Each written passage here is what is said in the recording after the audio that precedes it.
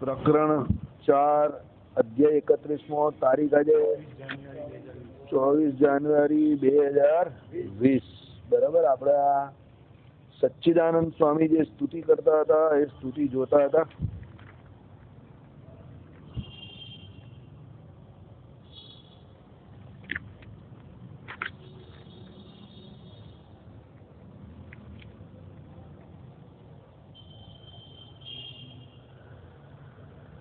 જોયું કાલે કે ભાઈ વળી ઉદ્ધવ પ્રમુખ જ્ઞાનીઓને વિશે પરાપ્રીતિને રાખો છું. બરાબર. કાલે આપણે જોતા હતા કે ભાઈ જ્ઞાનની વાત એ સમજતા હતા કે ભાઈ ઇન્દ્રિયો અંતકરણમાં જ્ઞાન રહ્યું છે તે આપણે એનો અનુભવ થાય છે, પણ જીવાત્મામાં જ્ઞાન રહ્યું છે એનો અનુભવ થતો નથી. એનું કારણ સૌથી મોટું શું છે? જીવાત્માનો આપણે સાક્ષાત્કાર નહીં થયો. જીવાત્મા આપણા અનુભવમાં હજુ આવ્યું એટલા માટે નથી કે જીવાત્મા વિશે આપણે જેટલી પણ ખબર છે એ ઇન્દ્રિયો અંતકરણ દ્વારા, શાસ્ત્રો દ્વારા આપણે ક્યાં તો સમજ્યા છે, વાંચ્યું છે, સાંભળ્યું છે, ક્યાં કોઈ ગુરુ પાસે જ્ઞાન લીધું છે કે ભાઈ જીવાત્મા નામનું કોઈ તત્વ જે છે એ આપણા શરીરને વિશે 24 તત્વથી જુદું એક અલગ જ તત્વ છે અને એ મુખ્ય છે. અને એ હું પણ જે છે આપણે વિશે વર્તે છે આપણા જીવાત્માને વિશે, એટલે આપણે વિશે જ વર્તે છે. એ ખાલી ફક્ત આપણે સાંભળ્યું છે, પણ એ જીવાત્માનું યથાર્થ યથવત્તા અર્થ જેવું દર્શન છે એટલે જેવું એ જીવાત્મા છે એ આપણે જોયો નથી. હવે કઈ જીવાત્મા કે એવી વસ્તુ નથી કે આપણે આંખ દ્વારા દેખાઈ જાય. બરાબર. એ જીવાત્માને જોવું હોય તો જીવાત્મા કહીને લોહા લોહે કાઢતા એમ જીવાત્માનું દર્શન કરવું હોય તો ભગવાનની ઉપાસના કરવી પડે. ભગવાનની ઉપાસના કરો ત્યારે એ જીવાત્માની અંદર પરમાત્મા દર્શન આપે તો તે ભેળો આપણે આપણો જીવાત્મા પણ દેખાય. અને જ્યારે ભગવાન દર્શન આપે ત્યારે જીવાત્મા એના સંપૂર્ણ જ્ઞાન અવસ્થામાં આવી જાય. અને એ જ્યારે એની સંપૂર્ણ જ્ઞાન અવસ્થામાં પરમાત્માની જેમ આવે ત્યારે જીવાત્માને પોતાનું જેવું છે એવું સમ્યક દર્શન થાય કે જેવો છે તેવો. એટલા માટે અહીંયા કહ્યું છે જ્ઞાની તો આત્મએવ મેં મતમ, એમ આપે જ ગાયું છે એવા આપને નમસ્કારો કે ભાઈ એ જ્ઞાની છે એ તમારો આત્મા છે. ભગવાન શ્રી કૃષ્ણએ ગીતાજીમાં કહ્યું ને 4 પ્રકારના ભક્તો કયા છે: આર્થ, અર્થાર્થી, જિજ્ઞાસુ અને જ્ઞાની. બરાબર. એમાં જ્ઞાની મને બહુ પ્રિય છે. ભગવાને શું કહ્યું એમાં કે જ્ઞાની તો મારો આત્મા છે. બરાબર. એ જ્ઞાની જે છે તે એમ કહે છે બંને અવસ્થામાં, એટલે એમ કહે કે જ્યારે અહીંયા સાધન અવસ્થા હોય ત્યારે તો મારી ભક્તિ કરે જ છે, પણ જ્યારે એ સાધક અવસ્થામાં આવે છે એટલે જ્યારે એમ કહે કે મને પ્રાપ્ત કરે છે ત્યારે પણ એ મારાથી દૂર નહીં જતો. એટલે સાધ્ય અને સાધન બંને અવસ્થામાં હું જ પ્રથમ અને અંતિમ, એ બંને એટલે પહેલી અને છેલ્લી અવસ્થા. પહેલી અવસ્થા કઈ? સાધન અવસ્થા, અને પછી છેલ્લે મુક્ત અવસ્થા. એ બંને અવસ્થામાં એ મારી ઈચ્છા રાખે છે એટલે મને જ સેવે છે. એટલા માટે એ જ્ઞાની જે છે તે મારાથી જરા પણ હું સરખો પણ દૂર જતો નથી. અને એ જ્ઞાની છે એ જ મને ઓળખે છે, અને હું જે છું એ જ્ઞાનીને મારો આત્મા સમજુ છું, એટલે એને મારાથી હું જુદો સમજતો નથી. આવું ભગવાન શ્રી કૃષ્ણએ કહ્યું. અને ઉદ્ધવજીને ભગવાને કહ્યું હતું કે ભાઈ અમે તમને અમારા જેવા માનીએ છીએ, અમારામાં અને તમારામાં અત્યારે કોઈ ફરક નથી. એટલે તમે એમ કહી કે ભારત વર્ષ વિશે જે કોઈ તીર્થ છે ત્યાં વિચરો અને અમારા સ્વરૂપનું જ્ઞાન તમે ભગવત ભક્તોને, જે દેવી જીવો એને આપો, જેને કરીને આવનાર પેઢીને ભગવાનનો નિશ્ચય થાય. એટલે ભગવાને ઉદ્ધવજીને પોતાનો આત્મા કહ્યો. કેમ કે જ્ઞાની હતા એટલે. અને ગીતાજીમાં ચોખવટ કરી છે ને આપણે પણ ઘણી વખત કહ્યું છે કે આર્થ, અર્થાર્થી અને જિજ્ઞાસુ આ 3 ભક્તો જે છે એ ફક્ત સાધન અવસ્થામાં ભગવાનની જોડે રહી છે, પણ જ્યારે એ લોકોને પોતપોતાનું વાંછિત એટલે જે ઈચ્છેલું એ પ્રાપ્ત થઈ જાય પછી એને ભગવાન જોડે સાધ્ય અવસ્થામાં કોઈ લેવા દેવા રહેતા નથી. એ જ્ઞાની એવો છે. અને સાધ્ય અવસ્થામાં પણ એટલે ભગવાન જે એમ કહી કે એને આપે છે કારણ કે એ ભગવાનને જ ઈચ્છે છે, એટલે ભગવાન પોતે પોતાના સ્વરૂપનું એને દર્શન આપે છે. દર્શન આપ્યા પછી પણ એ ભગવાનને જ ઈચ્છે છે. દાખલા તરીકે પ્રહલાદજી એ જ્ઞાની ભક્ત હતા, એટલે એમણે ભગવાન પાસે શું માંગ્યું કે ભાઈ ઇન્દ્રિય અંતકરણ જે છે તેનો તો સાહજિક સ્વભાવ કેવો છે? વિષયોની તરફ જવાનો છે. એટલે હું તમારું ભજન છોડીને પછી વિષય તરફ ચાલી જઈશ તો તમારો આ સંગ જે છે, તમારી ભક્તિ જે છે તે મને રહેશે નહીં. એટલે મારા ઇન્દ્રિયો અંતકરણ જે છે તે આ મજબૂત એવા તમે, એટલે તમારી માયાના જે 5 વિષય છે એમાં તણાય નહીં, અને તમારે વિશે આમને આમ વર્તે એવી હું તમારી પાસે એમ કહી કે શું માંગણી કરું છું, એવી હું ઈચ્છા રાખું છું. એટલે પ્રહલાદજીને ઉત્તમ ભક્ત ગયા, જ્ઞાની ગયા. બરાબર. આવે છે ને પેલી એક કીર્તન એક પદ છે ને, ધૂપ પ્રહલાદ સુદામા ને ઓળી ચદરિયા જીણી રે. બરાબર, એક બહુ મસ્ત પદ છે. ચદરિયા જીણી રે જીણી, આને ગાયું છે કદાચ જલોટા, અનુપ જલોટા, ઘણા બધા ગાયું છે, ઘણા બધા મોટા ઘણા બધા ગાયકોએ ગાયું છે. એના શબ્દો બહુ તત્વજ્ઞાન વાળા છે. બરાબર, ચદરિયા ઝીણી એટલે કહેવાનો મતલબ આ શરીર રૂપી જે ચાદર છે આમ બહુ ઝીણી છે. બરાબર, અને એ ચાદર ની અંદર એમ કે ભગવાનનું ભજન થાય એટલું સાચું, બાકીનું બધું જય સ્વામી નારાયણ. એટલે જ્ઞાનીને ભગવાને પોતાનો આત્મા આ પ્રમાણે કહ્યો છે. બરાબર, એટલે જ્ઞાનીના બહુ ગુણ ગયા છે ભગવાને વચનામૃતની અંદર કે બીજા કોઈ પણ શાસ્ત્રોમાં. પાછું ભગવાને વચનામૃતની અંદર ત્યાં સુધી કહી દીધું કે જ્ઞાની એટલે કઈ એમ કે ભક્તિ વાળો અને જ્ઞાની કોઈ જુદો નથી. પાછા ઘણા લોકો પાછા કેવા કે જ્ઞાની અને ભક્તિ વાળો બંને જુદા જુદા છે એ વાત કરે છે કે ભાઈ એમ કે ગોપીઓ છે એમ કે એનામાં તો ભક્તિ બહુ પ્રધાન દેખાય છે, પણ એનામાં કઈ જ્ઞાન હતું એવું કઈ દેખાતું નથી, બહુ ભોળીઓ હતી. અને મહારાજે શું કહ્યું એનો જવાબ આપ્યો કે ભાઈ તમે જેવું માનો છો એવું નથી. ગોપીઓ પણ 3 પ્રકારની હતી. બરાબર, મુગ્ધા, મધ્યા અને પ્રૌઢા. અને એમાં પ્રૌઢા જે હતી એ તો ભગવાનની આજ્ઞામાં સંપૂર્ણપણે વર્તતી હતી. મુગ્ધા અને મધ્યા હતી એ થોડું પોતાનું બી ચલાવતી હતી, ભગવાનનું પણ માનતી હતી. પણ એમાં જે પ્રૌઢા હતી તે તો એના વચનમાં બહુ ડાપણ હતું. અને ભગવાન શું કહેતા હતા કે ભાઈ એના ડાપણ એના વચનમાં હતું, અને એ પોતાનું નહીં પણ ભગવાનનું ધાર્મિક બધું કરતી હતી, એટલે એને પ્રૌઢા કહી હતી. પ્રૌઢા એટલે આપણે ત્યાં કહીએ ને પ્રૌઢ વ્યક્તિ, એટલે એક પ્રકારનો સર્વ રીતે મચ્યોર. અંગ્રેજીમાં જે મચ્યોર શબ્દ કયો છે, મચ્યોર એટલે સમજણ વાળો. પેલો કઈ ને ઘરિયા પિત્તરિયા ખાઈ ચુકેલો છે, જમાનાને ખાઈ ચુકેલો છે, જમાનાની બધી એમ કે અપડેટેડ અને જમાનાનું બધું જોયેલું છે એને, એટલે એને પ્રૌઢા કહી. ને મહારાજે ભગવાને વચનામૃતમાં કહ્યું કે ગોપીઓના જે શ્રીમદ ભાગવત અને બીજા શાસ્ત્રો જે છે એમાં ગોપીઓના જે વચનો છે એમાં તો તમને બહુ જ્ઞાન દેખાય. એટલું તો તમને કોઈ એમ કે ભણેલા ગણેલા વેદાંતાચાર્ય હોય ને એના શબ્દોમાં પણ એટલું જ્ઞાન ન દેખાય. એટલા બધા એમના જ્ઞાન ભર્યા શબ્દો છે. એટલે કોઈ કેમ કે ગોપીઓ ભોળી હતી અને ગામડાની ગમાડ હતી અને અભણ હતી એટલે એને કઈ સૂઝ પડતી ન હતી, તો એ વાત હાવ ખોટી છે. ગોપીઓ તો એમ કે ભગવાનની એમ કે શું હતી, પરમ સખા હતી, અને ભગવાનને એમ કે પોતાનો જીવ જ સમર્પિત કરી દીધેલો. અને એ દેવભાવમાં વર્તી જ ન હતી. હવે દેવભાવમાં ન વર્તી હોય, હવે એને જ્ઞાન શું ને અજ્ઞાન શું? સૌથી મોટું અજ્ઞાન તો આપણે આ શરીરને પોતાનું માની એ છે. અને એ શરીરનો તો એ લોકોએ આમ પોતે ત્યાગ જ કરી નાખેલો. શરીરને ખાલી આમ જ પ્રવૃત્તિમાં રહેવા માટે શરીર પોતે રાખેલું હતું, બાકી દેહ ભાવ તો એ લોકોને હતો જ નહીં. ને આપણે સૌથી મોટું અજ્ઞાન જ જે છે તે દેહરૂપ પોતાને માનીએ છે. તો પછી સૌથી મોટું અજ્ઞાન તો એમનું ટળી ગયેલું એ દેહરૂપ જે દેહ ભાવ હતો એ તો ત્યાં સુધી માનતી હતી કે આ મારો પતિ છે તે દેહનો પતિ છે, મારો પતિ તો ભગવાન શ્રી કૃષ્ણ નારાયણ જ છે, આત્માનો પતિ તો. હવે આટલી શુદ્ધ બુદ્ધિ જેની હોય, હવે એને તમે એમ કહો કે એ અજ્ઞાની છે તો બહુ ભૂલ ભરેલી વાત છે. એટલે મહારાજે ચોખ્ખી ના પાડી છે કે ભાઈ ગોપીઓ કોઈ અભણ કે ગમાડ હતી ના, એ બહુ જ્ઞાની હતી, અને એ જ્ઞાનની ઉત્કૃષ્ટ અવસ્થાને પામીને ભક્તિ કરતી હતી.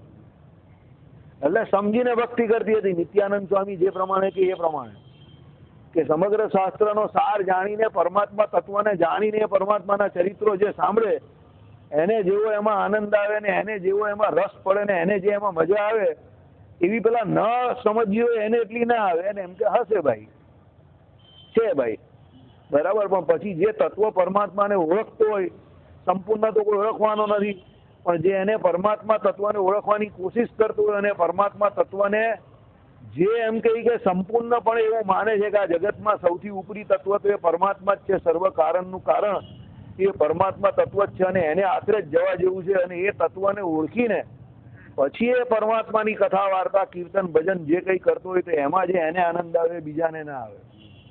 એટલે જ્ઞાન હોવું બહુ જરૂરી છે. જ્ઞાન એટલે એવી વસ્તુ નથી કે તમે જ્ઞાનના ગપાટા મારો કે જ્ઞાન કોઈને હરાવવા માટે છે કે તમારી ઇમ્પ્રેશન પાડવા માટે છે. જ્ઞાનનો અર્થ બહુ સિમ્પલ છે, પણ આપણે ત્યાં જ્ઞાનનો અર્થ લોકોએ બધો એને પેલું મસરીને બહુ ખરાબ કરી નાખ્યો છે. એકચ્યુઅલી જ્ઞાનનો અર્થ જ્ઞાન એટલે સિમ્પલ જાણવું, એનો કઈ બહુ મોટો અર્થ નહીં થતો. પણ આપણે ત્યાં બધા પંડિતો અને વિદ્વાનોએ જ્ઞાનનો અર્થ એટલો મોટો કરી નાખેલો છે કે બિચારો ન ભણેલો હોય તો જ્ઞાન શબ્દથી જ ગભરાઈ ગયો છે. અત્યારે તમે કોઈ ન ભણેલા માણસ એમ કહો ને કે બહુ જ્ઞાની છે એટલે પેલો બિચારો એટલો ડરી જાય, ગભરાઈ જાય, એના મગજમાં કઈ બીજો જ ખ્યાલ હોય પેલાને વિશે. કે જ્ઞાની એટલે આની જોડે વાત નહીં થાય, આપણે ગામડાના માણસ આપણી કંઈ બોલવા ચાલવામાં ભૂલ થઈ જશે તો આને ખોટું લાગી જશે, એવું કંઈક લોકોના મગજમાં ઠસાવી દીધું છે. જ્ઞાનનો અર્થ એવો નથી ભાઈ કે કોઈને ડરાવવું કે પોતે પર્સનાલિટી દ્વારા એમ કે પોતાના કામો કરાવી નાખવા. જ્ઞાન એટલે સિમ્પલ જાણવું. હવે એમાં સૌથી જગતમાં સારામાં સારું અને અંતિમમાં અંતિમ અને પ્રથમ તત્વ કોઈ જાણવા જેવું હોય તે પરમાત્મા છે. હવે પરમાત્માને જાણવાની જે બ્રહ્મ વિદ્યા જે ભણવાની કઈ અને બ્રહ્મ વિદ્યા દ્વારા બ્રહ્મને જે જાણવાની કોશિશ કરે એ જ્ઞાની, અને ભગવાનને જાણતો પોતાના આત્માને જાણે એટલે જ્ઞાની. હવે એમાં કા નવો કઈ બહુ મોટો એ ભણવાનો છે? હા, એ જાણવા માટેની પ્રોસેસ બહુ મોટી છે, એટલે એ એક જાતની અત્યારે પ્રક્રિયા છે. દાખલા તરીકે સ્ટેપ છે. કેવી રીતે કે ભાઈ કોઈ છોકરો બહુ બ્રિલિયન્ટ હોય અને કોઈ જ્યોતિષ આચાર્ય આવીને નાનપણથી એમ કહી જાય કે આને ભણવામાં ધ્યાન આપજો, આ મોટો થઈને બહુ મોટો ડોક્ટર બને એવો લાગે છે, આ બહુ મોટો એન્જિનિયર છે એવું લાગે છે. એટલે હવે પ્રથમ કક્ષાથી જેને ભણવામાં એના માતા પિતા અને એ બધને સિરિયસ થઈને એ પ્રમાણે આગળ વધે. હવે પ્રથમ કક્ષામાં એટલે એને શરૂઆત કરી છે, પણ ત્યારે કંઈ પહેલા ધોરણમાં ડોક્ટર બની નથી ગયો. એમ આપણે પણ અહીંયા બેઠા હોઈએ અને સત્સંગી જીવન સમજતા હોઈએ, એક એક શ્લોક એના સમજતા હોઈએ તો આપણે હજુ બેઠેલા છે. એમ કંઈક સત્સંગી જીવનના કંઈ ખૂંખાર કંઈ આપણે વક્તા કેવા કંઈ ધુઆધાર નહીં થઈ ગયા. કંઈ સતાનંદ સ્વામીની કલમ છે અને સુકાનંદ સ્વામી એની ટીકા કરેલી છે, અને હરજીવનદાસ શાસ્ત્રીએ એને એક એક શ્લોક જે છે તે વાંચીને સમજીને એની ટીકા પાછી કરેલી છે, એનું ગુજરાતીમાં અનુવાદ કરેલું છે. બાજુ એ ટીકા જે મર્મમાં છે એ મર્મમાં જ લખેલી છે. એટલે આ તો ટીકાવાળો સટીકાવાળો 5 પ્રકરણનો ગ્રંથ છે. પછી પેલો કહે કે ના, એમ કે મને ઘણા લોકો બોલ્યો તો બહુ હસવું આવે. એને વચનામૃતમાં અમુક શબ્દ વાંચતા ના આવડતો હોય, સમજવાની તો હું વાત જ નહીં કરતો, વાંચતા ના આવડતો હોય, અને એની આગળ પાછળના ને ઉપર નીચેના માણસ કઈ વચનામૃત તો ખા માણસ છે, બહુ જ્ઞાની છે. હવે અમુક વખતે મને હસવું પણ આવી જાય ને દુઃખ પણ થાય, એવી વાત છે. વચનામૃતમાં અમુક, હવે આજે જ મેં લગભગ તમને કહું તો પ્રથમનું કયું વાંચ્યું, 63મું કેવું કઈ વાંચ્યું, 61મું કે 63મું. એમાં અમુક શબ્દો એટલા ખતરનાક છે, અક્ષરને મૂર્તિમાન જાણવો ને એવા બધા ખતરનાક શબ્દો છે. બરાબર ને? આ બધાને મૂર્તિમાન જાણવા ને ભગવાનનું મહાત્મય કહ્યું છે. એમાં પ્રકૃતિ પુરુષ ને પ્રધાન પુરુષ ને મહતત્વ ને અહંકાર ને પછી નીચે બાજુ લખેલું છે ઉપર જે કયા બધાને મૂર્તિમાન જાણવા છે. તો મને એમ થાય કે આ મહતત્વ ને અહંકાર કેવી રીતે મૂર્તિમાન હશે? એની કઈ મૂર્તિ હશે? એટલે મૂર્તિમાન એટલે કહેવાનો મતલબ એવો છે કે ભાઈ એક એનો જથ્થો કે એક એવી દેખાઈ શકે, જોઈ શકાય એવી વસ્તુ છે. પણ હવે પછી આપણે તરત વિચાર આવે પાછો કે ભાઈ બ્રહ્માજી સુધીની જે સૃષ્ટિ બનેલી છે તો સંકલ્પાત્મક છે, અને કાળે કરીને ભગવાનના સંકલ્પે કરીને એકમાંથી બીજામાં એનું રૂપાંતરણ થઈ જાય છે. પણ મૂર્તિમાન એટલે એનો અર્થ ત્યાં એવો લેવાનો છે કે ભાઈ અક્ષરને પણ ત્યાં મૂર્તિમાન કહ્યો. અક્ષરને સાકાર એટલે મૂર્તિમાન એટલે શું? એ જગ્યા પર ભગવાનના મહાત્મ્ય કરીને 2 અક્ષર ગયા પાછા. એક પેલા મુક્તો જે બેઠેલા એને મૂર્તિમાન કહ્યું, પેલો અક્ષર જે આખું ધામ છે એને પણ મૂર્તિમાન કહ્યું. તો એ તે જગ્યા પર જે ચિદાકાશને મૂર્તિમાન એટલે અક્ષરને મૂર્તિમાન કહ્યું, એટલે ધામ જે છે તે સાકાર છે, કે અધરપતન નહીં રહ્યું, થાંભલા છે, બધું જ છે એને. બરાબર? અને ચિદાકાશને મૂર્તિમાન એટલે કેવી રીતે મૂર્તિમાન? કે ભાઈ હવે એ અક્ષરધામ જે છે તે એને તમે એને એ કરી શકો, એનો શું કહેવાય, આંખે કરીને જોઈ શકો. જે પ્રમાણે શાસ્ત્રમાં એનું વર્ણન હોય તો તમે એનું એક કલ્પના શક્તિથી ચિત્રણ ખરું કરી શકો. પણ એ વચનામૃત હકીકતમાં એટલું અઘરું છે. પછી કોઈ આવું કહે કે ભાઈ એને વચનામૃતનો ખા છે એમ કે ત્યારે મને આમ બહુ દુઃખ થઈ જાય. આ બધા વચનામૃતો હકીકતમાં કેટલા અઘરા છે કે 20-25 વર્ષથી પણ આપણે વાંચીએ છીએ ત્યારે પણ અમુક વચનામૃતમાં અત્યારે પણ આપણે એમ થાય કે ના, હજુ આમાં બરાબર આપણે સમજવાની જરૂર છે. આ બધા કહે કે વચનામૃતનો ખા છે, પાછું એને ટેગ લાઈન મારી દે કે વચનામૃતનો ખા છે. અને મને આમ એવું નવાઈ લાગે ને, કોણ ખા છે? બાપ ખા છે. બરાબર? રઘુવીરજી મહારાજની ટીકા ને આ બધું જોઈએ આપણે, બરાબર, હરિવાત કે સુધા સિંધુ ને આ બધું, ત્યારે આપણે અમુક ફરી તો ચક્કર ખાઈ જવાય કે આ વચનામૃત હકીકતમાં બહુ ખતરનાક છે. પ્રથમનું 61મું કે 63મું જ છે. એમાં ભગવાનનું મહાત્મય કહ્યું છે અને બધાને મૂર્તિમાન ગયા છે. ઘરે જઈને વાંચવું હોય તો વાંચી લેજો રવિવારે. 61મું કે 63મું બેમાંથી એક છે. એમાં ભગવાનને જાણવા માટે, ભગવાનના સ્વરૂપને જાણવું કેવી રીતે, એમાં લખેલું જ પહેલા કે ભગવાનને એમ કહે કે તમે એમ કહે કે સ્વરૂપને જાણવા માટે પહેલા તો ભગવાનનું મહાત્મય જાણવું પડે. અને પછી બધાના એ બતાવેલા છે, પૃથ્વી કરતા જળ ને જળ કરતા તેજ ને તેજ કરતા વાયુ ને વાયુ કરતા આકાશ ને બધું 10-10 ગણું વધારે છે. બધું એકબીજા કરતા મોટું છે, અને જે મોટું છે તે પાછું બધાનું કારણ છે. અને પછી મહતત્વ પછી અહંકાર, ને અહંકાર પછી એમ કે જે ઉપર એટલે અહંકાર એની આગળ મહતત્વ, અને મહતત્વ આગળ પ્રકૃતિ પુરુષ, ને પછી પ્રધાન પુરુષ, ને પછી પાછા એમ કે બ્રહ્મ લખેલું છે. ત્યાં બ્રહ્મની જગ્યા પર એમ કે પુરુષ લેવો, અને પછી એમ કે એનું કારણ પેલી મૂળ માયા, ને એનું કારણ પેલો મૂળ અક્ષર, અને એનું કારણ પાછા બધાના કારણ એમ કે મૂળ અક્ષર જે છે તે પાછા અક્ષરધામના એમ કે એક જગ્યા પરથી થયો, એટલે એ બધાનું કારણ પાછું અક્ષરધામ જે કહ્યું તે, કારણ કે એ બધાનો આધાર થયો ને, કારણ કે એ પેલો ત્યાં જ બેઠેલો હતો ને. હવે આ બધા એકબીજા કરતા મોટા, અને એકબીજા કરતા એમ કે સૌથી વધારે સૂક્ષ્મ પણ, અને એકબીજાના કારણ પણ, અને પાછા બધાને મૂર્તિમાન કહ્યા. મેં કહ્યું કે યાર રज्जा ફસી ગુંડો મેં જેવું કામ છે, બરાબર. હવે પાછી શાસ્ત્રીજીએ ભૂમિકા લખી, એની અંદર પ્રકૃતિ પુરુષ ને પ્રધાન પુરુષ વાળી બંને જે અવસ્થા છે એને કલીલ અવસ્થા કહી છે, એટલે અવસ્થા ભેદ જ કહેલો છે. અને આમાં પાછા બંનેને એમ કહ્યા કે ભાઈ બધા મૂર્તિમાન છે, આવું કહ્યું, બરાબર. પછી એ તો આગળ જેમ જાય પછી પેલો અક્ષર એટલે ચિદાકાશ એટલે મૂર્તિમાન, એટલે કેવું કે ભગવાનને રહેવાનું ધામ એટલે એ જગ્યા, એ મૂર્તિમાન અક્ષરધામ, અને એની અંદર પેલો એક પુરુષ જે મૂળ પુરુષ બેઠેલો છે તે પણ મૂર્તિમાન જ છે ને, ભગવાન એ પ્રમાણે કહ્યું. પછી પાછા ભાગવતનું ઉદાહરણ આપ્યું, અને એમ કહે કે જે એમ કહે કે વિરાટ નારાયણ એના નાભી કમળની અંદરથી બ્રહ્માજી નીકળ્યા, અને એમ કહે કે 100 વર્ષ સુધી ચાલ્યા તો પણ એમ કહે કે એના અંતને ન પામી શક્યા. તો એ વિરાટ પુરુષ જે છે, વિરાટ નારાયણ ની પુરુષ શબ્દ વાપર્યો છે, એ વિરાટ પુરુષ પણ એમ કહે કે બહુ મોટા છે, અને વિરાટ પુરુષનું વર્ણન મૂર્તિમાન રૂપે શ્રીમદ ભાગવતમાં કર્યું છે, એવું કહ્યું પાછું અંદર, બરાબર. આખું વચનામૃત તમે વાંચો ને તો 2-3 વાર વાંચો ને તો તમને બધું આમ મગજની અંદર કન્ફ્યુઝન થઈ જાય, ઉપર નીચે જુઓ ને તમે એમ થાય કે આલું બહુ ખતરનાક શબ્દો છે, બરાબર. એટલે બહુ ખાંડ કે બહુ ગોળ નહીં ખાવાનું કે આપણે બધી બહુ સમજ પડે છે, કઈ બહુ અઘરું કામ છે આ બધું, એટલું બધું સરળ નથી. અને કોઈ દિવસ એવી ટેગ લાઈન નહીં મારવાની પોતાની ઉપર કે બીજા ઉપર પણ નહીં, ખાવાનો બહુ ખા છે કે બહુ, કોઈ ખા નથી આ દુનિયામાં, કોઈ ખા નથી. સર્વજ્ઞ તો પરમાત્મા જ છે, ભગવાન સિવાય કોઈ ખા નથી. ખા હોય તો ખાંડ થઈ જાય, ઓગળી જાય પાણીની અંદર, બરાબર. હવે આજે જ હું તમને પૂછું ને તો આ બધાને મૂર્તિમાન કહે, તો પ્રકૃતિ પુરુષ ને પ્રધાન પુરુષને કેવી રીતે મૂર્તિમાન ગયા, કેવી રીતે મૂર્તિમાન થયા, બોલો. એ મૂર્તિમાન એ પ્રમાણે જ લેવાતો હોય કે ભાઈ પ્રકૃતિ એટલે એને, પ્રકૃતિને તમે મૂર્તિમાન કેવી રીતે ગણો, સ્ત્રીની જેમ ગણો, માયાને કેવી રીતે ગણો. ભાઈ તમે સ્ત્રીની જેમ ગણો તો પછી એ લોકો જે કે એ પ્રમાણે લક્ષ્મીજીને રાધાજીની જેમ, એ વાત સાચી થઈ જાય. એ તો છે નહીં, એ તો એની અધિષ્ઠાત્રી છે, એ થોડા જોડાઈ છે અંદર પાછા, હે.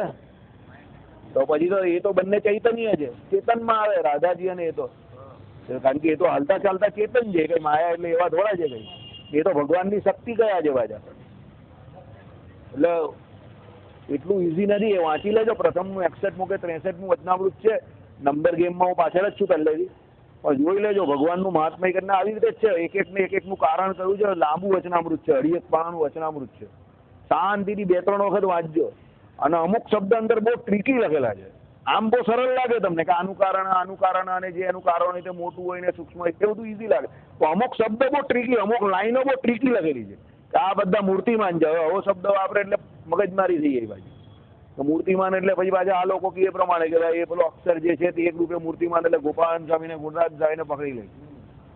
પણ એ જગ્યા પર એ અક્ષરને મૂર્તિમાન એટલે કહ્યું છે કે એ બધાને બાજુ નીચે ચોખોટ કરેલી છે કે ભાઈ એ અક્ષર છે તે બધાને રહેવાનું ધામ છે, ભગવાનને રહેવાનું ધામ, એટલે એને મૂર્તિમાન કહ્યું. તો મૂર્તિમાન એટલે સાકાર હોય તો પેલો રહી શકે, હા, તો બધા રહી શકે ને. ચાલ તો હવે અક્ષરને તો પ્રોબ્લેમ સોલ્વ થયો, પ્રકૃતિને પ્રધાન પુરુષમાં કઈ રીતે માને પાછો, બરાબર. મૂળ પુરુષ સાકાર હોય ભાઈ, ને મૂળ માયા બી સાકાર, પણ પછી વચ્ચેની અવસ્થામાં મૂળ પુરુષ પછી જોડાયો મૂળ માયા જોડે, તો પછી અનંત કોટી પ્રકૃતિ પુરુષ ને પછી પ્રધાન પુરુષ, બરાબર. તો પછી એ બધાને કેવી રીતે સાકાર લેવા કે શું, એટલે એની આમાં શું છે, ઘણી વસ્તુ કેવી હોય, એ મૂર્તિમાન ગયા એટલે મૂર્તિમાન હશે, પણ મૂર્તિમાન એટલે તમે નરી આંખે જોઈ શકો એવું ટૂંકમાં સમજો. હવે એ કેવું છે, આ બધી વસ્તુ કેવી છે કે અનંત કોટી બ્રહ્માંડના બીજો અંદર રહેલા છે. એટલે મૂર્તિમાન તો હોય જ ને, સાકાર તો તો જ નીકળે ને. સાકારમાંથી સાકાર ઉત્પત્તિ થાય ને, બીજું તો કે આખું બ્રહ્માંડ સાકાર છે. બ્રહ્મ વત્તા અંડ, અંડ એટલે બ્રહ્માજીનું અંડ આખું, એટલે બ્રહ્માંડ, સમજો. તો બ્રહ્મ વત્તા અંડ એટલે શું, બ્રહ્માજી જેના મુખ્ય દેવતા, એટલે બ્રહ્માંડ એનું નામ પડેલું છે, બરાબર ને. કારણ કે બ્રહ્માજીમાંથી બ્રહ્માંડ એમ, એ એના પરમ પિતા કહેવાય. હવે એ સાકાર તો આપણે સાકાર જ હોય. હવે પ્રકૃતિ પુરુષ ને પ્રધાન પુરુષ વચ્ચેની બે અવસ્થા કઈ છે, હવે આપણે એમ થાય કે અવસ્થા એટલે એ નરી આંખે જોઈ શકાય એવી જ અવસ્થા છે બંનેની, પણ બંને એમાં વ્યક્તિ તરીકે જોડાયેલા તો પછી પ્રકૃતિ પુરુષ અને અનંત કોટી પ્રધાન પુરુષ થયા. હવે જ્યાં સુધી સમાધિ નહીં થાય ત્યાં સુધી મહારાજે કહ્યું પ્રમાણે કે બધું સમજવી પડે કે કેવી રીતે કેમાંથી કેવું થયું, કારણ કે આ બધું ભગવાને સંકલ્પે કરીને કરેલું છે. હવે ભગવાને સંકલ્પે કરીને જે કર્યું હોય હવે આપણે આમ કઈ રીતે ખબર પડે? એટલે ઘણી વખત પાછો મને એવો વિચાર પણ આવે, પાછો પોઝિટિવ વિચાર, કે આ બધા લોકો જે લોચા મારે છે સમજવામાં, જે લોચા મારે છે, સમજો આપણે તો એક્સેપ્ટ કરી લીધું કે ભાઈ આમાં બહુ સમજ પડે એવું નથી કે ભાઈ સમાધિ થાય કોઈને કે એને જ ખબર પડે, પણ હવે જે પોતાની જાતને બહુ ઉત્કૃષ્ટ વક્તા માનતા હોય કે બહુ મોટા વક્તા તરીકે જેની છાપ પડી ગઈ હોય, હવે એને ન આવડે એવું તો કહેવાય નહીં એનાથી. એટલે એને કઈ ને કઈ તો કહેવું જ પડે ને. આપણે તો કહી દઈએ કે ભાઈ આમાં લોચા લાગે જ, કઈ સમજ નહીં પડતી બરાબર. આપણે તો કેમેરો ચાલતો હોય તો પણ કહી દઈએ એવું કે ભાઈ આમાં આપણે સમજ પડે એવું નથી લાગતું. જ્યાં સુધી કોઈ સમાધિ ના થાય કે એવું ના થાય ત્યાં સુધી શું એકચ્યુઅલ જે અંદર પિક્ચર દેખાતું નથી, ખબર નહીં પડતી. પણ પેલા માણસે તો કઈ ને કઈ કહેવું જ પડે, કારણ કે ભાઈ બહુ મોટા વક્તા થઈ ગયો હોય ને એની નામના બહુ થઈ ગઈ હોય, એટલે એના મગજમાં જે આવે તે કહી દઈ પછી. અને સમજવાવાળા પેલા જે સામે બેઠેલો હા ગુરુ બહુ મોટા, ગુરુ બહુ મોટા. હવે એ તો ગુરુને પણ નહીં ખબર પડે, એને તને કઈ જવાબ તો આપવો જ પડે ને. સમજો હું એક એક્સપર્ટનો બોર્ડ લઈને બેઠેલો છે એક જગ્યા પર કે ભાઈ Vasudev consultancy, expert in all the types of parameters. Whatever you want to ask, you can ask me anytime. I am having all the answers of your problems. You can solve your queries within 10 minutes. I will give you answer within 10 minutes. હવે હું આટલું ફટાફટ English બોલતો હું તમારી સામે, ભલા ચક્કરમાં આવી જાય, તમે લોકો બી ચક્કરમાં આવી ગયા આમાંથી બેઠેલા કે આ તો ખતરનાક ઇંગ્લિશ બી બોલે છે. હું બહુ સામાન્ય ઇંગ્લિશ બોલ્યો, જેને ઇંગ્લિશ આવડતું એને ખબર પડે. પણ આવી રીતે હું વાત કરું ને લેબલ લઈને મારી એડવર્ટાઇઝ ફેસબુક પર ને આ બધા સોશિયલ મીડિયા પર કરતો કે ભાઈ તમારી કોઈ પણ પ્રકારની ક્વેરીઝ હોય, પ્રોબ્લેમ્સ હોય, please contact mister Vasudev Dalal. He is having all the experience of 25 years in marketing and sales and all the problems of your life. અને નીચે બધા મારા જે કહ્યું હોય એ નિષ્ણાત, આમાં એક્સપર્ટ, તેમાં એક્સપર્ટ, ફલામાં એક્સપર્ટ, એમ કરીને બધા બોર્ડ મારી દો. હવે મને કોઈ પ્રશ્ન પૂછે તો મારે કોઈ પણ હિસાબે એને 10 મિનિટમાં જવાબ તો આપવો જ પડે ને. પછી મેં એડવર્ટાઇઝ કરી દો, પછી હું એને એમ કહું કે ના ભાઈ મને તારા સવાલનો જવાબ નહીં ખબર, તો એ તો મને મા બેનની ગાળો આવે, કાલ આટલી બધી એડવર્ટાઇઝ કેમ કરે જ કરું પછી. સમજ પડી તમને હું જે કહેવા માંગુ છું? એટલે આમાં ઘણી વખતે આવું છે, તમે સ્થિર માઇન્ડ કરીને ઠંડાઈથી અમુક વસ્તુ વિચારો ને તો આપણે એમ થાય કે ભાઈ અઘરું તો છે અમુક જગ્યા પર, એવું નથી કે નથી અઘરું, ને મહેનત કરવાની જરૂર પણ બહુ છે, અને અમુક શબ્દો બહુ ટ્રીકી છે. અને હું તો પહેલેથી આવો જ માણસ છું, અતુલને પણ ખબર. સમજણની વાત આવે ત્યાં જ્યાં સુધી મને પાક્કી સમજ નહીં પડે તો અતુલ ગમે તે કહેતો હોય ને અતુલભાઈને પહેલેથી ખબર, ને અતુલને પણ એ ખબર પાછી કે આ જ્યાં સુધી એમ ના કહેશે ને કે નથી સમજો ત્યાં સુધી લોચા. બીજા કહી દે અમુક હા હા અતુલભાઈ પડી ગયા, હા અતુલભાઈ પડી ગયા, હું ખબર પડી, ખાલી કહેવાથી હું ફાયદો, પડી.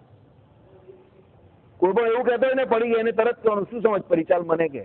એટલે પછી કે હું પછી હું બોલી નહીં શકતો પણ હું સમજી ગયો. અરે ગધેડા તું સમજી ગયો તો બોલવામાં કાં વાંધો છે? તારા મોંની અંદર કઈ લખોટા ભરેલા છે? એટલે સમજો જ નથી. મહારાજે કહ્યું ને એ પ્રમાણે કે જયારે એ શ્લોક ભણેલા ત્યારે જ બરાબર સમજો નહીં, એટલે 6 મહિના 8 મહિના રહીને ભૂલી ગયો. તમે એમ કહો કે મને એ સમજાવતા નથી આવડતું, ભલે સમજાવતા તમને બરાબર ના આવડે, તમે સારા વક્તા ના હો, પણ તમે તૂટેલી ભાંગેલી ભાષામાં પણ જો સમજાવો તો કંઈક ને કંઈક તો કહી જ શકો. અને તમે જે સમજાવો એની આજુબાજુનું તો કહી જ દેવું, એવું નહીં કે હાવ કઈ ઝીરો થઈ જાવ. પણ જો તમે હાવ ઝીરો એટલે પૂર્વની જગ્યા પર પશ્ચિમની વાત કરતા હો તો તમને સમજવામાં જ લોચા છે, પણ તમે ખાલી લોકોને બતાવવા માટે કર્યું, એનો કોઈ મતલબ નથી.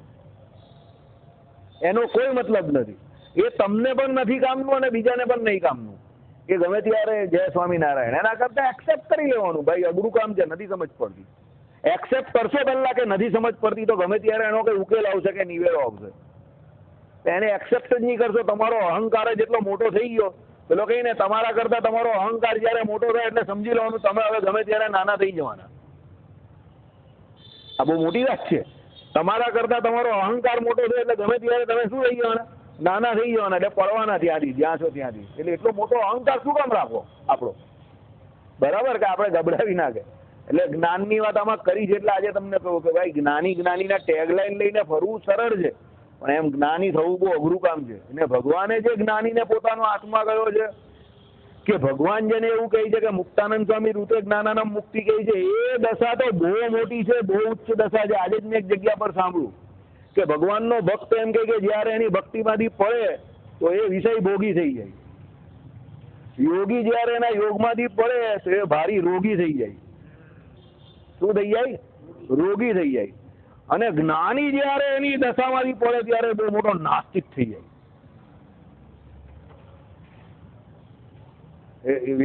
મને પહેલા જરા એ ભાઈ કહેતા હતા તો જરા એવું લાગ્યું, પણ પછી મેં વિચારી જોયું, મને લાગ્યું એની વાતમાં પોઈન્ટ છે.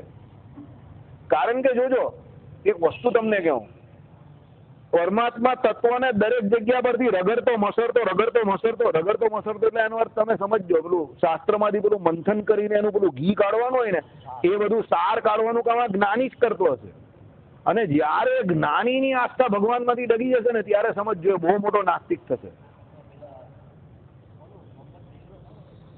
અલાઉદ્દીન ખિલજી, બરાબર, કેશવ પ્રસાદ દાસજીના મોટા ભાઈ હરિચરણ સ્વામી હતા ને, એમણે કોઈ જગ્યા પર હું વાંચેલું, સાચું ખોટું ભગવાન જાણે. અલાઉદ્દીન ખિલજી પૂર્વ જન્મમાં બ્રાહ્મણ હતો અને શંકર ભગવાનનો બહુ મોટો ઉપાસક હતો. ને એણે એવી કંઈક પ્રતિજ્ઞા લીધેલી કે મારે 100 વખત કાશી વિશ્વનાથ મહાદેવને જઈને જુનાગઢ કે ત્યાં કઈ રહેતો હતો અને ત્યાં જઈને પાણી ચડાવવું. બેડલું લઈને જતો હતો ભરીને. કઈ 90 કે 99 વખત એ જઈ આવ્યો અને 100મી વખત મરી ગયો. એટલે એના મગજમાં બહુ દ્વેષ રહી ગયો કે મારું કામ પૂરું નહીં કરવા દીધું ભગવાને એમ. એટલે પછી જયારે એને એ ક્રોધમાં મર્યો, એટલે આસુરી યોનીને પામ્યો. એટલે પછી એ અલાઉદ્દીન ખિલજી બન્યો ત્યારે એને બધા મંદિરો જ તોડ્યા અને શિવજીના શિવલિંગ બહુ તોડ્યા. એને દ્વેષ થઈ ગયો શિવજી પ્રત્યે કે મારું કામ નહીં કર્યું.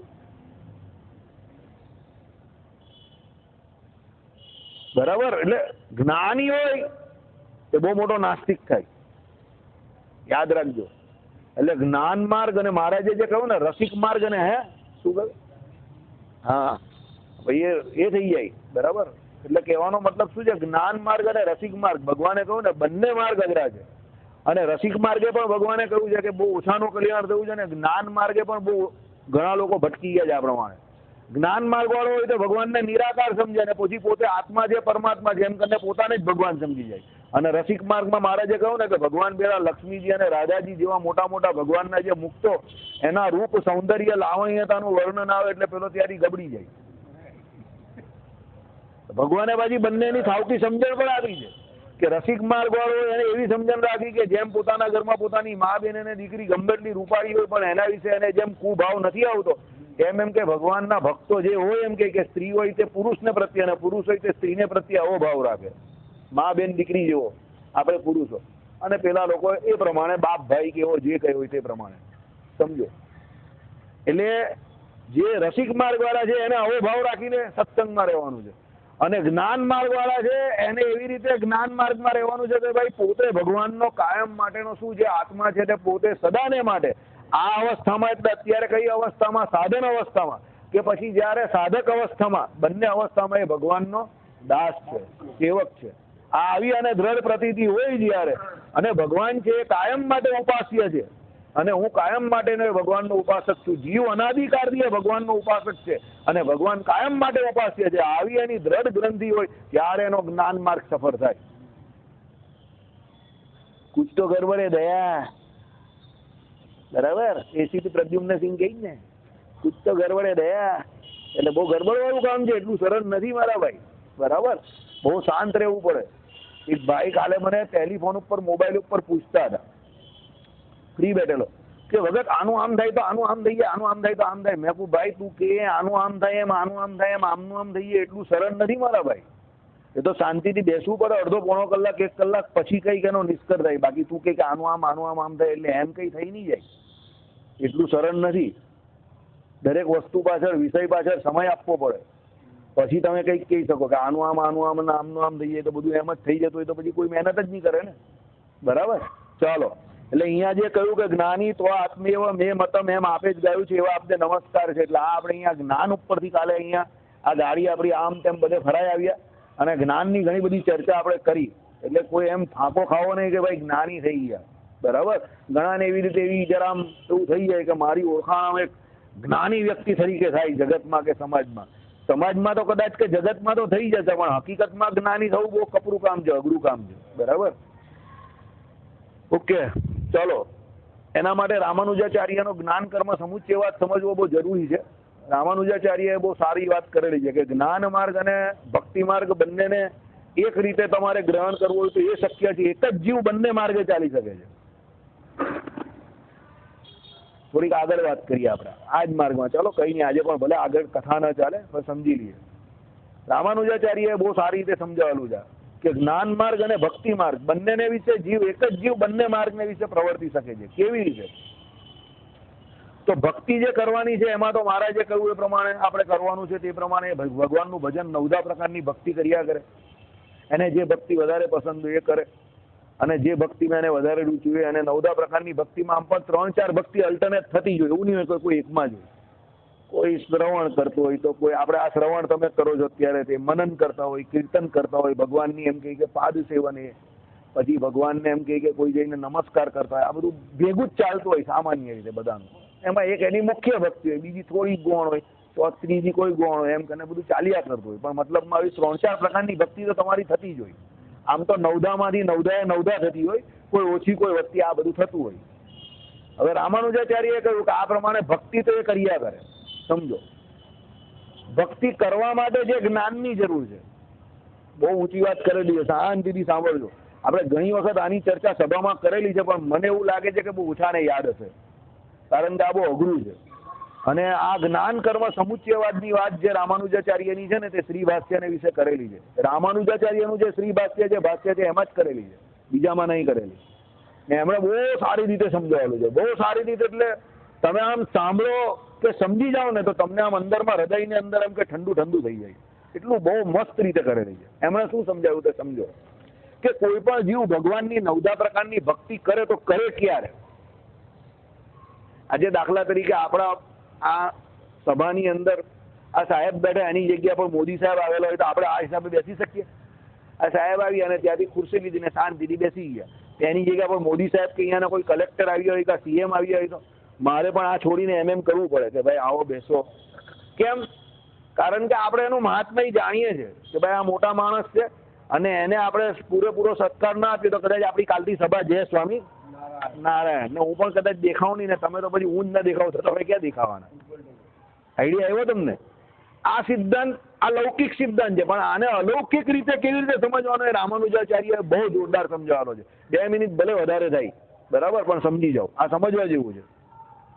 રામાનુજાચાર્યએ એવું કહ્યું કે તમે જેની ઉપાસના કરો છો કે ભજન કરો છો, 9 પ્રકારની ભજન ભક્તિ કરો છો, પહેલા એને ઓળખવા માટે તમારે પૂરેપૂરો પ્રયત્ન કરવો પડે. તમે એને ઓળખવાનો પ્રયત્ન કરો, એનું મહાત્મય જાણો, તો પછી પેલી ઓટો સિસ્ટમ છે કઈ 9 પ્રકારની ભક્તિ. તમે ભગવાનનું મહાત્મય જાણશો તો પછી 9 પ્રકારની ભક્તિમાંથી તમને કઈ પ્રિય છે તમે જાતે જ શોધી નાખશો, અને ભક્તિ ઓટોમેટિક થશે. ઓટોમેટિક એટલે કેમ? તમે એનું મહાત્મય જાણો છો કે ભાઈ આ નરેન્દ્ર મોદી સાહેબ આવેલા છે, એટલે તમે એને ઓટોમેટિક માન આપશો. આપવું જ પડશે તમારે. તમે ના આપશો તો તમને ખબર છે કે what will be the consequences. એ ગભરાઈને છે. ભગવાનના ગભરાવાની વાત નથી, પણ ભગવાન એટલા બધા મોટા છે, એમનું એટલું બધું મહાત્મય છે કે તમે શાસ્ત્રો દ્વારા એને જાણશો, કાં કોઈ સત્પુરુષ પાસે જઈને શાસ્ત્રોના શબ્દ સાંભળશો, કાં પોતે એનું સ્વાધ્યાય કરીને સમજશો, ત્યારે તમને ભગવાનનું મહાત્મય જેમ જેમ ખબર પડશે તેમ પેલી 9 પ્રકારની ભક્તિ જે છે તે તમારી સાહજિક થશે. તમે સોચશો કે મને આમાં પ્રિય શું છે? મને ગાવાનું પ્રિય છે, ભગવાનના ગુણના હું કીર્તન કરી શકું છું, ચાલો કીર્તન કરું. મારી જેમ તમને એવું લાગશે કે એના પબ્લિકમાં જાહેરમાં હું આ સત્સંગ જે છે તે વાંચી શકું છું, સમજાવી શકું છું, ચાલો આ કરીએ. મને પણ ફાયદો છે, પબ્લિકને પણ ફાયદો છે. તમારામાંથી કોઈ એવો હશે કે એને લાગશે કે ના હું દિલીપભાઈની જેમ 74 એજ છે તો પણ એમને એમ કે ના મારે મંદિરમાં સેવા આપવાની, તો મંદિરમાં ભગવાન અને ભગવાનના ભક્તોનું મહાત્મય જાણીને આ ભાઈ સેવા કરે છે. એમને કહેવું નહીં પડતું, એમને કોઈ પૈસા પણ નથી આપતું, is not paid for that, પણ એ ભગવાનનું મહાત્મય જાણે છે એટલે એ સેવા કરે છે. એટલે રામાનુજાચાર્યએ શું કહ્યું કે 9 પ્રકારની ભક્તિ કરવા માટે પહેલા જેની તમે ભક્તિ કરો છો, જે ઉપાસ્ય છે, સમજો કોણ પરમાત્મા ઉપાસ્ય છે, એના વિશેનું જ્ઞાન બહુ જરૂરી છે. જેમ આપણે હમણાં ચર્ચા કરીએ પ્રમાણે કે મોદી સાહેબને આપણે જાણીએ છીએ, જ્ઞાન એટલે જાણવું કે ભાઈ આ ખતરનાક પીએમ છે, એની આંખોમાં બહુ આમ એવું લાગે તમને, તો આમ જ જોઈને તમને ડર લાગે, તમને લાગે કે બદલા. મોદી સાહેબની આંખ જોજો તમે, આંખ એવી ખતરનાક છે ને, સિંહ જેવી આંખ છે, તમારે એલર્ટ રહેવું પડે. શાસ્ત્ર એવું કહે કે જેની આંખ એવી હોય ને એનાથી એલર્ટ રહેવાનું, ગમે ત્યારે પંજો મારે ને એનો પંજો એટલો ખતરનાક હોય કે સામેવાળો બચે જ નહીં. સિંહના પંજા જેવું લાગે એનો પંજો ને પેલો થઈ જાય ગંજો. આંખોમાં પણ એવું કહ્યું છે, સામુદ્રિક શાસ્ત્રોમાં આંખોનું વર્ણન છે. એની આંખો વિશે મોટા પુરુષે કહ્યું કે એની આંખો છે ને સિંહ જેવી છે, એનાથી ડરીને જ ચાલવું, એમાં તમને ફાયદો. બરાબર, આ લૌકિક વાત. અવલૌકિકમાં પણ એવું જ છે. કેવી રીતે કે જેની તમારે ઉપાસના કરવાની છે એના વિશે જ્ઞાન, એટલે એમને જાણવા જરૂરી છે. તો જાણશો કેવી રીતે? એનું મહાત્મય જ્ઞાન. તો એ મહાત્મય જ્ઞાન કોના દ્વારા મળશે? તો શાસ્ત્રો દ્વારા. શાસ્ત્રો કોણ સમજાવશે? સત્પુરુષ. તે સત્પુરુષ કેવા? 64 લક્ષણે યુક્ત, જે હરિગીતામાં ભક્તિ માતાને શ્રીજી મહારાજે કયા એ 39 લક્ષણે યુક્ત, જે ભગવાનના પોતાના લક્ષણ કયા તે એવા 39 લક્ષણે યુક્ત જે સાધુ છે શ્રીમદ ભાગવતમાં કયા તે, એ સાધુ દ્વારા જ્યારે તમે એ પરમાત્માનું મહાત્મય જાણશો, અને એ જાણવા માટે, એટલે એ જ્ઞાન મેળવવા માટે તમે જે સમય આપશો એ જ્ઞાન, અને પછી તમે એ જ્ઞાન એટલે સમજવા માટે જે સમય આપ્યો તે કર્મ સમુચ્ચયવાદ. એટલે એ જ્ઞાન મેળવવા માટે તમે જે કર્મ કર્યું, કે અહીંયા આવ્યા, કે સત્સંગ સાંભળો, કે કથા વાર્તા, પેલા આપણા હરિપ્રકાશ શાસ્ત્રી કે જ્ઞાન પ્રકાશ શાસ્ત્રી અહીંયા આવે છે, હરિપ્રકાશ શાસ્ત્રી ને સાંજે હરિપ્રકાશ શાસ્ત્રી દ્વારા તમે જે કથા વાર્તા સાંભળો, કે પછી બીજા કોઈ મોટા વક્તાની ભારત વર્ષના જે કોઈ રામાનુજ સંપ્રદાયના જે છે, જેમનું આપણું અધ્યાત્મ શાસ્ત્ર બહુ મળતું આવે છે, એના દ્વારા એ ભગવાનનું મહાત્મય તમે સાંભળો, કે સત્સંગી જીવનને પોતે તમે વાંચો, કે હરિવાક્ય સુધા સિંધુ જે છે એને તમે સમજવાની કોશિશ કરો, ને એના દ્વારા એ ભગવાનનું જ્ઞાન જે છે તમે એને સમજો, તો એ તમે જે કર્મ કર્યું એ જ્ઞાન કર્મ સમુચ્ચયવાદ. એટલે એ જ્ઞાન અને એ ભક્તિ બે જુદા નથી, એક જ છે. પેલા ભાઈ ત્યાં જે બેઠેલા છે, અત્યારે બેઠેલા કે નહીં બેઠેલા છે, એ ભાઈની જ્ઞાન અને ભક્તિ બે અલગ નથી, એક જ છે.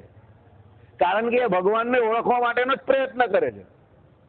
અન્ડરસ્ટુડ? સમજ પડે કે નહીં પડતી તમને? થોડી લેવલ વાળી વાત છે, પણ જરા તમે લેવલને તમારા અપગ્રેડ કરજો. હું તમને કાયમ કહું છું, તમારે તમારા લેવલને અપગ્રેડ કરવું પડશે, ઊંચું લઈ જવું પડશે.